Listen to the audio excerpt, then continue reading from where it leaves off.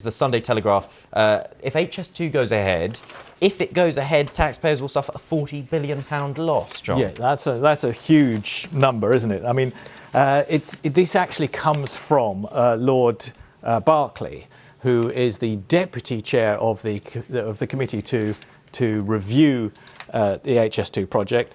He's an opponent of the project. The chair is a supporter of it, so he's a known quantity in that sense. But some of the numbers he has come up with are quite alarming and obviously feed into a decision which has to be taken fairly soon about whether the government is by Boris Johnson. So this is a domestic issue, big one. Yeah, absolutely. I mean, I've actually, because this is the sort of thing I do for my spare time, I've actually read the Conservative manifesto, and the paragraph in there on HS2 is a masterpiece of obscurity. We're going to have a look at this damning HS2 report, the spiralling cost.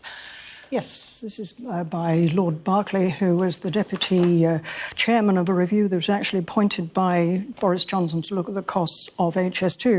And he's essentially saying the costs are out of control. We're talking about 108 billion, which is far more than was ever estimated to begin with. And I think, really, as far as I'm concerned, you could use this money far better by upgrading other parts of the railway system, not least of all the Transpennine routes. In other words, this is the HS2, for me as an economist, is not a good allocation of resources. You can get a bigger bang for your buck by going down another route.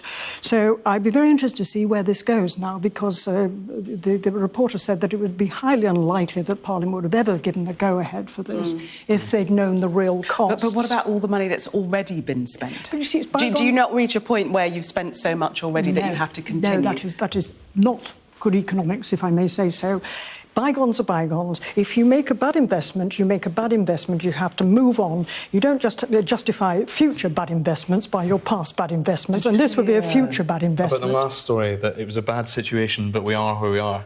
I think one of the things you look at here is whether or not we're talking about this is potentially money. Rather than lives. You're talking about I think perhaps resources. we might look this at... is not the same. It's an entirely different situation. Yeah, I think we might also look at whether or not it's an opportunity to increase capacity. I'm ambivalent. I have no real opinion on whether or not HS2 is a good or bad thing. I think it needs to be looked at. I think it's positive that the report's come out. I think it needs to be examined by Parliament. If it's overspending, if it is out of control, it needs to get in control. I think we need to look at what's gone wrong with the project and address that.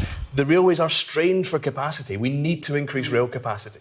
You mentioned road infrastructure previously as well. I think really what we need to look at is rail capacity in a big way if we're to find solutions to the problems that actually are loggerheads bottlenecks, in our own economy. Could I suggest this has already been done, the Taxpayers Alliance? I suggest you go on the website and look at their analysis of the costs of HS2 and what you can get by way of upgrade of the railway system. Do a bit of research, Andrew, and you will see that you can actually get a much bigger bang for your bucks by using the money on different parts of the rail service, and I'm totally in favour of that.